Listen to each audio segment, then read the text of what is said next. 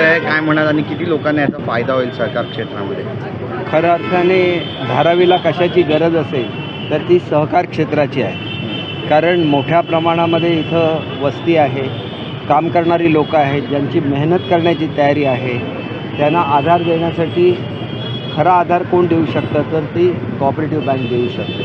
आणि म्हणून इथं होणारं आगमन दोन दृष्टीने महत्त्वाचं आहे की मुंबईमध्ये जे जे हाऊसिंग प्रोजेक्ट झाले त्याच्यामध्ये महत्त्वाची भूमिका ही नेहमीच मुंबई बँकने त्या ठिकाणी केलेली आहे.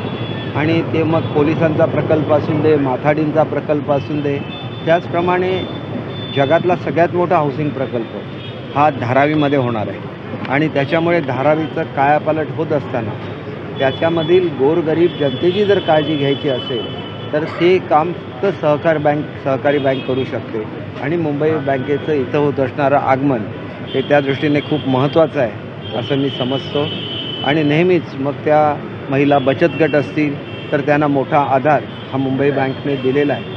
आणि विशेषतः दरेकर साहेब हे केवळ एक राजकीय व्यक्तिमत्व नाही तर सहकारामध्ये त्यांचं उत्कृष्ट काम आहे. आणि राजकीय किंवा सामाजिक तळवा असलेला मनुष्य त्यांचे सहकारी सिद्धार्थ कांबळेजी असतील, नगावडेजी असतील आणि सर्वच संचालक हे आपापल्या क्षेत्रामध्ये उत्कृष्ट काम करणारे कार्यकर्ते आहेत, नेते आहेत. आणि त्याच्यामुळे त्यांचं इथं येणं हे धारावीकरांच्या दृष्टीने अत्यंत महत्त्वाचं आहे असं मी मानतो. मी साहेबांना विनंती केलेली आहे की आठवड्यातून एक दिवस 1 तास आपण या धारावीसाठी मी स्वतः पालकमंत्री म्हणून इथं येईन. तुमचं सहकार अधिक आमची शासनाची असलेली ताकद ही धारावीचा कायापालट करण्यासाठी आपण त्या ठिकाणी वापरू. केवळ धारावीचा कायापालट करत असताना तो कॉस्मेटिक असता कामा नये. इथं असलेलं मिठी नदीचं पात्रसुद्धा स्वच्छ करायचं आहे. ते एक चॅलेंज आहे आणि ते चॅलेंज आम्ही खऱ्या अर्थाने एका वर्षभरामध्ये पूर्ण करून दाखवू. केवळ दाखवायचं म्हणून काम नाही. आम्ही जी कामं अर्धवट मुंबईमध्ये पडलेली होती आम्ही त्याच्यामागे रोज आठवड्यातून एकदा मी कॉर्पोरेशनला जातो, प्रत्येक कामाचा आढावा घेतो. त्याला कुठे कामं पूर्ण व्हायला दिसायला लागली. काम पूर्ण होणार म्हटलं की आपण यायचे आणि फिती कापायचे. हे आता बंद केलं पाहिजे. कुठेतरी काम पूर्ण होत असताना त्याच्यामधल्या सेफ्टी मेजर्स ज्या आहेत त्या सेफ्टी मेजर्ससुद्धा पूर्ण झाल्या की नाही. जे पट्टे मारायला लागतात, साईडला कठडा लावायला लागतो आणि हे सगळं आपण 5-6 वर्षात काहीच नाही करायचं. आणि आम्ही पुरं केलं की मग ते व्यवस्थित करायला द्यायचं नाही. तिथं लोअर परिवारवासियांची एक अपेक्षा होती की त्या ठिकाणी फुटपाथ करायचा. मला जर मी त्या ह्यांना फोन केला इंजिनिअरिंग डिपार्टमेंटला, अगोदर मी विचारतो फुटपाथचं काम का नाही सुरू झालं. तिथं सरकचा जिना करायला सांगितलं तर सरकच्या जिन्याचं काम का नाही झालं हे मी अगोदर विचारतो. आणि म्हणून श्रेय घेण्यापेक्षा मुंबईसाठी काम केलं तर मुंबईचा कायापालट होऊ शकेल. आणि ती करत असताना त्याच्यामधला जो एक आपण म्हणतो की आपण जे फोकस करत असणार जो सेंटर पॉईंट असतो तो गरीब मनुष्य असला पाहिजे. आणि त्या गरीब माणसाची काळजी घ्यायची खऱ्या अर्थाने ताकद ही सहकारामध्ये आहे. आणि म्हणून महिलांसाठी आम्ही जे काय वेगवेगळं करतो, आत्ताच मी चेअरमन साहेबांना सांगितलं की माहीमला आम्ही कोळीवाडा, तुम्हाला सुद्धा सगळ्या पत्रकारांना सांगितलं होतं माझ्यावर जेवायला एक दिवशी कोळीवाड्यामध्ये या. मग केवढा सुंदर कोळीवाडा आहे आणि ते एक पर्यटन क्षेत्र कसं बनेल हे तुम्हाला सुद्धा कळेल. बरं साहेब, एक महत्त्वाचा प्रश्न आहे. नामदेव जाधवांना NCP कार्यकर्त्यांनी पुण्यामध्ये काळं फासलं आहे. शरद पवार यांचा जो दाखला व्हायरल करण्यात आला होता, जातीचा दाखला, त्या संदर्भात रोष ठेवून त्यांच्यावरती अशा पद्धतीनं हल्ला झाला आहे. काय म्हणाल त्याबद्दल? एक गोष्ट अशी आहे की एखाद्याचा निषेध करणं, त्याच्याबद्दल पोलीस कंप्लेंट करणं हेच आपण केलं पाहिजे. कायदा हातात घेतला आणि मग आपण काहीतरी केलं तर मग ते योग्य होणार नाही. त्यांचा राग योग्य आहे कारण पवारसाहेब हे एक ज्येष्ठ व्यक्तिमत्व आहे तर त्यांच्या कार्यकर्त्यांना राग येणं स्वाभाविक आहे. परंतु राग व्यक्त करत असताना त्याच्यासाठी पोलीस कंप्लेंट होऊ शकते, त्याचा निषेध होऊ शकतो.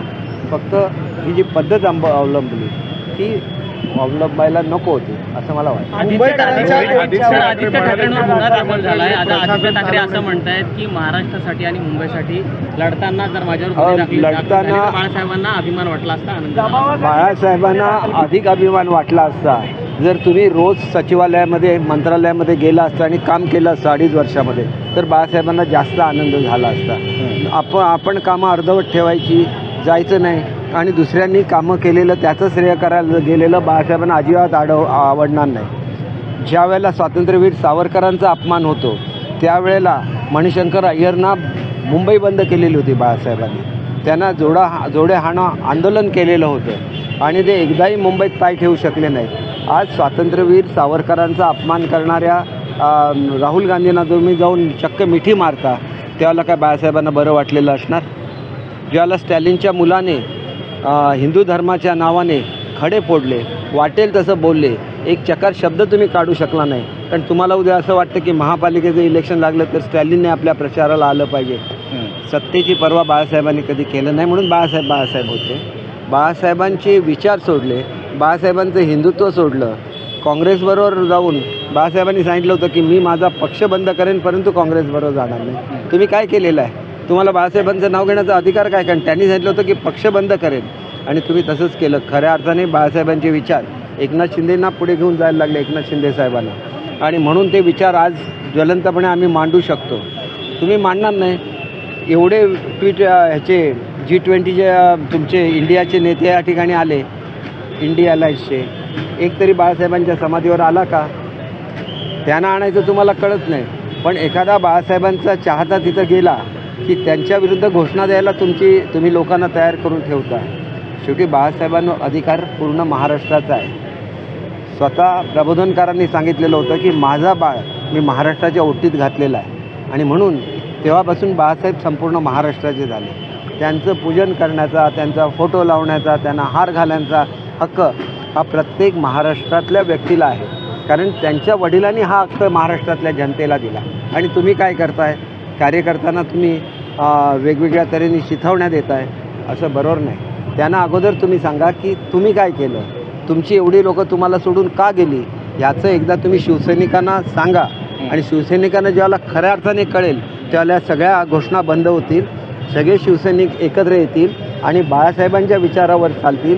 याच्यापुढे महाराष्ट्रामध्ये येऊन स्वातंत्र्यवीर सावरकरांच्या विरुद्ध बोलण्याचा कोणालाही हिंमत होणार नाही आणि त्याला शिवसैनिक म्हणतात. आणि तो शिवसैनिक पुन्हा एकदा मुंबईला दिसलं पाहिजे, याच्यासाठी आमचा लढा आहे आणि तो लढा आम्ही चालू पाणी वाढवण्याचा निर्णय महापालिकेने घेतलेला आहे, त्याला आता काँग्रेसकडून देखील विरोध होत आहे. खरंच 8% पाणीपट्टी दर वाढवला जाणार आहे का? हे बघा, हे आपल्याकडून आत्ता मला कळतं आहे. महापालिका ही स्वायत्त असते, त्याच्यामध्ये वेगवेगळे निर्णय कमिशनर घेत असतात. आमचा रोल हा मुंबईची प्रगती व्यवस्थित चालू आहे की नाही, त्याला वेगवेगळ्या कुठल्या डिपार्टमेंटची मदत लागणार आहे, त्यांना वेगवेगळ्या कुठल्या लागणार आहेत, त्यांची चाललेली कामं व्यवस्थित दिशेने चालली आहेत की नाही हे बघण्याचा माझा रोल असतो. याच्यामध्ये कुठलाही चुकीचा निर्णय होत असेल, नगरविकास खात्याचे मंत्री म्हणून मुख्यमंत्री महोदयांच्या मी ते कानावर घालेन.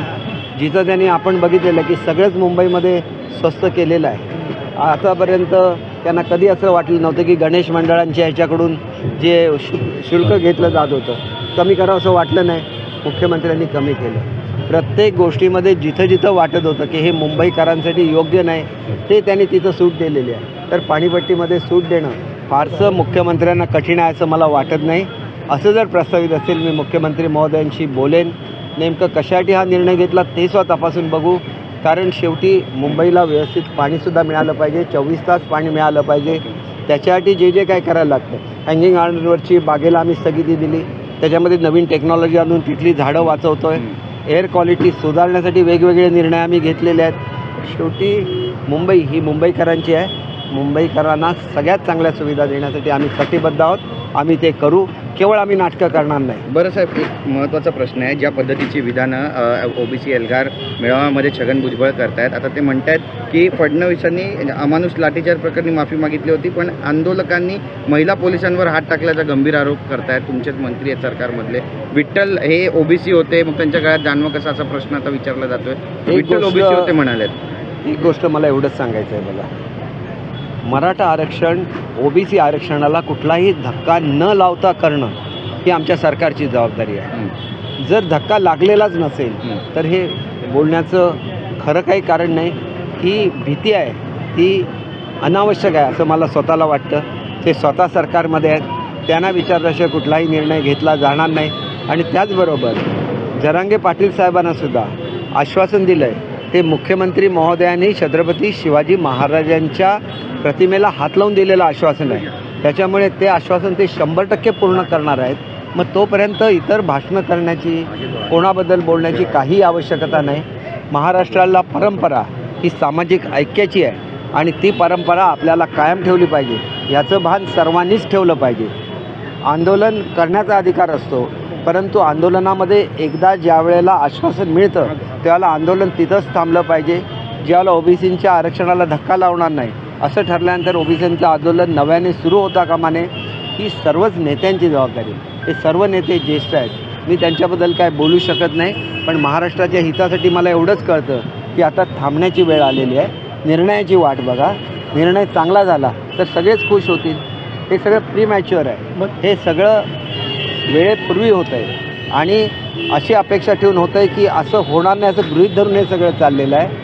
मी आपल्याला सांगू इच्छितो की जो शब्द शासनाने दिलेला आहे त्याच्यावर शासन ठाम आहे आणि शासनाने ठाम शब्द दिलेला असतानासुद्धा पुढे काहीतरी घडू नये अशी अपेक्षा करून काहीतरी करणं हे चुकीचं आहे. याच्यासाठी थोडीशी वाट बघितली पाहिजे पण आणि ते समज सर्वांनी दिली बघितलं जाईल, पाहिजे. भुजबळांना समज दिली जाईल, त्यांना मेसेज दिला, संदेश दिला जाईल की अशी विधानं करता कामा नये. हे बघा, त्यांना काय सांगायचं हे त्यांच्या पक्षाचे नेते त्यांना सांगू शकतात. ते एक ज्येष्ठ नेते आहेत. हे शेवटी महायुतीचं राज्य आहे आणि त्याच्यामुळे महायुतीच्या संदर्भात बोलत असताना त्यांच्याबद्दल अत्यंत आदर ठेवून मी हे सांगतो आहे की दोन्हीकडून हे थांबलं पाहिजे आणि नाहीतर शब्दाला शब्द वाढत जाईल आणि विनाहक हे वातावरण कलुषित होईल आणि त्याच्यापेक्षा काही न बोलणं आणि निर्णयाचं वाट बघणं. दोघांचे मेसेज मिळालेले आहेत. आता निर्णय घ्यायचा आहे तो शासनाला घ्यायचा आहे आणि शासन योग्य निर्णय घेईल आणि सर्वांना न्याय देईल याची भी आपल्याला खात्री आहे. चुनाव क्षेत्र आदित्य ठाकरे 2 दिन पहले आदित्य ठाकरे ने ढिलाई रोड ये पुल का उद्घाटन किया था. उसी बारे में आदित्य ठाकरे ने उनको गुना नोंद हुआ है. आदित्य ठाकरे ऐसे बोलते हैं आज पत्रकार परिषद में. देखिए, आदित्य ठाकरे अभी ये जो ब्रिज है इसके अभी जो सेफ्टी फीचर्स है जो करने होते हैं वो मालूम नहीं था क्या? जाके पूछ नहीं सकते थे कॉरपोरेशन में कि 4 दिन का काम बाकी है तो 4 दिन के बाद एज ए MLA उनको ऑनरेबली बुलाया जाता था. क्यों ऐसे करना है? आपके समय में आप कभी मुख्यालय नहीं जाते थे, आप अपने मंत्रालय में नहीं जाते थे और इसके बावजूद आपके सब जो काम है वो रुके हुए थे. ये जो ब्रिज है 5 साल से बंद पड़ा हुआ था, तब आपने कुछ नहीं किया. जब हमने इसका फॉलोअप किया, जब ये पूरा हो रहा है तो ये मुंबई की जनता के लिए एक खुशी की बात है. तो खुशी सबको मिलके मिलाने दीजिए, उसमें पॉलिटिक्स मत लाइए. आप 2.5 साल में बहुत कुछ कर सकते थे, आपने कुछ नहीं किया, इसीलिए आज पोल्यूटेड एयर लोगों को ये करनी पड़ती है. मुझ पे तो सिर्फ 1 महीने की जवाबदारी रहती है इस डिपार्टमेंट की, पोल्यूशन मतलब ये एनवायरनमेंट डिपार्टमेंट की. तब मैंने पूरे भारतवर्ष के साइंटिस्ट को बुलाया था, सब अच्छी टेक्नोलॉजीज़ देखी थी और उसमें से 6 टेक्नोलॉजीज़ हम लोग एक्सपेरिमेंटल लेवल पे उसको अभी ट्राई कर रहे हैं. आपने क्यों नहीं किया? 2.5 साल तक आप बने रहे उस डिपार्टमेंट के मंत्री. आपने मेट्रो का काम रुकवा दिया, उससे 17,000 करोड़ के करीब, मुझे ठीक से याद नहीं है कितना नुकसान हुआ, लेकिन ये शासन का नुकसान हुआ. आप उसके जिम्मेदार नहीं हैं क्या? आप वहाँ पे वो एक्वेरियम बना रहे थे, एक्वेरियम तो हमेशा अंडरग्राउंड बन रहा था, वहाँ से आप 1200 करोड़ रुपए का नुकसान कर रहे थे शासन का. अभी वो टल गया, अभी अंडरग्राउंड एक्वेरियम बन रहा है. तो मेरा ऐसा सोचना है कि वो ज़्यादा उनको कोई सिखाता है और सिखाने वाला गलत है, वो गलत है ऐसे मुझे नहीं लगता. तो उनको टीचर चेंज करना चाहिए. आदित्य ठाकरे ऐसे कहते हैं दिन आंदोलन क्यों नहीं किया कि ब्रिज जल्दी करो? वो आंदोलन होता और उस पर उनको गुनाह होता तो उसके बारे में वो अभिमान कर सकते थे. तो आज तक एक भी गुनाह उन पर नहीं है. क्यों नहीं है? क्योंकि वो पीछे रहते हैं, शिवसैनिक आगे जाके सब करते हैं और वो क्रेडिट लेते हैं. आज पहली बार ये तो हुआ कि ये करने के लिए दूसरे ने किए हुए काम का क्रेडिट लेने के लिए उन्होंने किया और उस पर उनको गुनाह हो गया. तो उसमें ज़्यादा अभिमान करने की कोई बात नहीं है. उनको ये लगना चाहिए कि जब मंत्री थे क्यों नहीं मंत्रालय जा रहे थे? पूरे 7 दिन गए. आप वहाँ का CCTV फुटेज देखिए. उनको अगर मिलना होगा किसी को तो मिल नहीं रहे थे. क्यों नहीं मिल रहे थे? उसका भी जवाब उनको जनता को देना चाहिए. आज काम हो रहा है, आज मुंबई बदल रही है तो बोलेंगे मैंने ही किया. मेट्रो का इस दिन उद्घाटन होता था, वही बोलते हैं, और मेट्रो शेड का काम उन्होंने ही रुकवा दिया था. मेट्रो का काम कैसे पूरा होगा? मेट्रो अगर होगी तो एयर पोल्यूशन कम हो जाएगा, वाहनों की संख्या कम हो जाएगी. कुछ भी करते हैं तो मुझे ऐसे लगता है कि उन्हें कोई सिखाता है तो ये टीचर उनको बदलना चाहिए. तभी कुछ उनमें इम्प्रूवमेंट आएगा, नहीं तो ये ऐसे ही सिर्फ पब्लिसिटी के लिए करते रहेंगे और उससे कुछ निकलता नहीं है। मुझे एक ही बात कहनी है, अगर बाला साहब का नाम लेना है तो बाला साहब ने ये किया था जब मणिशंकर अय्यर जी ने स्वतंत्रवीर सावरकर का अपमान किया था, तो बाला साहब ने मुंबई उनके लिए बंद कर दिया था। और आज आप क्या कर रहे हैं, स्वतंत्रवीर सावरकर का अपमान राहुल जी हर रोज़ करते हैं और आप जाके उनके गले मिलते हैं। इसीलिए लोग आपसे जुदा हो गए, लोग आपसे परे निकल गए। आपने हिंदुत्व छोड़ा, बाला साहब के विचार छोड़े। आपको जैसे भी बर्ताव करना है कीजिए, लेकिन गलत काम की वजह से केस होना ये बहुत अच्छी बात नहीं है। आपको सोचना चाहिए, अगर ऑफिशियली वो इनॉग्रेशन होता तो एज ए MLA आपको भी ऑनरेबली वहाँ बुलाया जाता था, लेकिन आपको वो नहीं चाहिए। आपको जब भी इनविटेशन जाता है आप कभी भी किसी समारोह में शामिल नहीं होते हैं। अगर आपको इतना ही गर्व है तो वो गर्व आपके लिए सीमित लेने का काम करते हैं।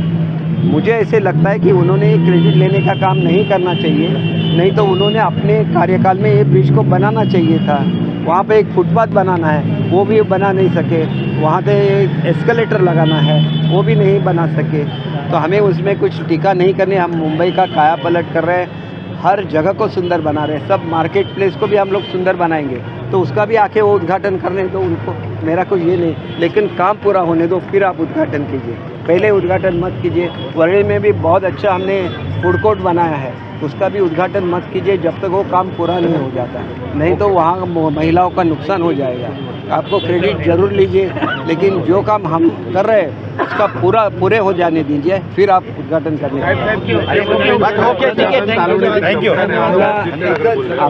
ठाकरेंची शिवसेना त्यात रस्त्यावर उतरणार असं बोलली आहे, त्याबद्दल आहे. सर्वेक्षणाला देखील हे बघा, गरीब लोकांना ज्यावेळेला घरं मिळत आहेत त्यावेळेला केवळ भडकवण्यासाठी आंदोलन करायची की त्यांना त्यांच्या हक्काच्या घरामध्ये जायला द्यायचं, हा विचार त्यांनी केला पाहिजे. आणि मला एवढंच सांगायचं आहे की आंदोलनं करायचं आजच का सुचतं आहे.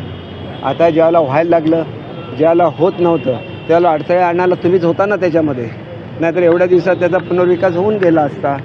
आणि म्हणून पुनर्विकास 100% होणार. मग तो BDD चाळीचा असला तर तो सुद्धा होणार, धारावीचा सुद्धा होणार. याच्यासाठी तर आमचं सरकार कटिबद्ध आहे. ट्रान्स हार्बर लिंक झाल्यानंतर 1 ट्रिलियनची इकॉनॉमी ही त्या विभागामध्येच तयार होणार आहे. मग तुम्हाला हे का सुचत नव्हतं, त्या ब्रिजचं काम बंद का पडलं होतं, याचा विचार त्यांनी करावा. आम्हाला त्यांच्याबद्दल काहीही बोलायचं नाही. आम्ही मुंबईचा विकास करून दाखवणार. एकच मला आपल्या सर्वांना विनंती करायची आहे की आज माझी पत्रकार परिषद होती मराठी पत्रकार भवनामध्ये. मी इथं उशिरा पोचल्यामुळे मी तिथं जाऊ शकलो नाही, तर आपल्यामार्फत मला कोकण मराठी साहित्य संमेलन जे मॉरिशसमध्ये होतं आहे परिषदेच्या वतीने, त्याला मी हार्दिक शुभेच्छा देतो. मी स्वतः कोकणातला आहे आणि सुदैवाने मी मराठी भाषेचा मंत्रीसुद्धा आहे. त्याच्यामुळे सर्व साहित्यिकांना आम्ही कशा रीतीने व्यवस्थित मॉरिशसला जातील याची योग्य ती काळजी आम्ही घेऊ. या संमेलनाला मी मनापासून हार्दिक शुभेच्छा देतो आणि या संमेलनाच्या मागेसुद्धा सरकार ठामपणे उभं राहील याचीसुद्धा मी आपल्याला खात्री देतो.